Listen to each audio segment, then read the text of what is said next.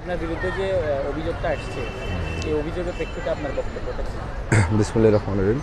আমি সকালে ঘুম থেকে ওঠার পর সোশ্যাল মিডিয়ার মাধ্যমে জানতে পারি যে আমাদের বহুল জনপ্রিয় একটা পত্রিকা ফেনীর সময় আমার নামে একটা নিউজ ছাপানো হয়েছে।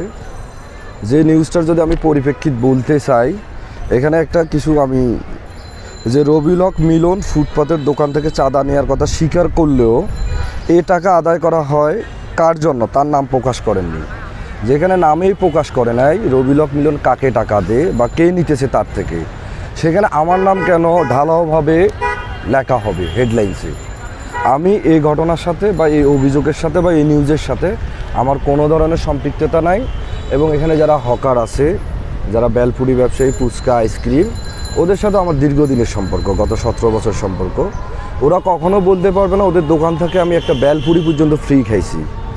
আমি সবসময় ওদের দোকান থেকে শরবত খাইলে আমি টাকা দিতাম এবং আমার কোনো ছোট ভাই বা কেউ কখনো তাদের দোকান থেকে 1 টাকা কখনো নিয়ে নেয়। এবং এটা হলো কে বা কারা। আগামীতে আমাদের কলেজ ছাত্রদলের কমিটি আছে, যেখানে হয়তো আপনি জানেন আমি সভাপতি ক্যান্ডিডেট। আমাদের সেন্ট্রাল টিমার ছিল, যেখানে সেন্ট্রালের প্রধান হিসাবে আছেন মঞ্জুরুল আলম রিয়াদ ভাই। আর রিয়াদ ভাইয়ের সাথে আমার সবসময় যোগাযোগ আছে। আমাদের কলেজের সকল কার্যক্রম আমরা কন্টিনিউ রিয়াদ ভাইকে অবগত করি।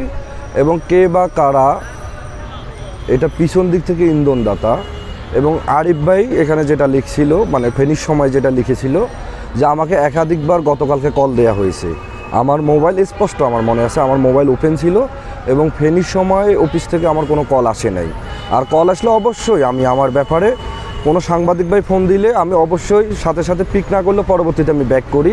কারণ ভাই হয়তো কিছু জানতে চায় আমাদেরকে, হয়তো আমার ছাত্রদলকে, আমাকে। কারণ আমরাই তো ব্যক্তি জিনিস না, আমি ব্যক্তি জিল্লুর এক জিনিস আর বাংলাদেশ জাতীয়তাবাদী ছাত্রদল জিল্লুর এক জিনিস। আর আমি বাংলাদেশ জাতীয়তাবাদী ছাত্রদল, আমি শহীদ প্রেসিডেন্ট জিয়াউর রহমানের আদর্শ লালন করি, বুকে ধারণ করি এবং এটা লালন করি বিগত 17 বছর।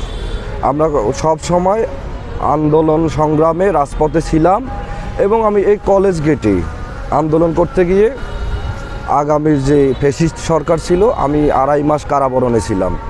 সেই কলেজে আমি চাঁদাবাজি করব, এই 50 টাকা, 20 টাকা, 100 টাকা, এগুলো আসলে হাস্যকর।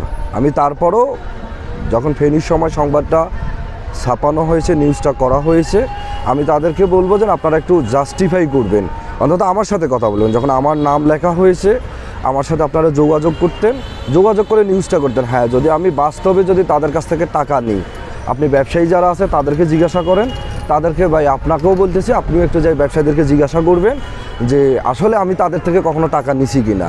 আর তারা যদি বলে না টাকা কখনো নিই নাই, তাহলে অবশ্যই আমি এই নিউজের জন্য প্রতিবাদ এবং নিন্দা জানাই। এবং অবিলম্বে আমি ফেনী সময়কে বলবো আমার বক্তব্য নিয়ে আপনারা আরেকটা নিউজ প্রকাশ করেন এবং আমার একটা প্রতিবাদ থাকবে যে আমার এই অভিযুক্ত বিষয়ে আমি কোনোভাবে এখানে ছিলাম না এবং আমার কোনো এটা সক্ষতাও নাই। ঠিক আছে, ধন্যবাদ।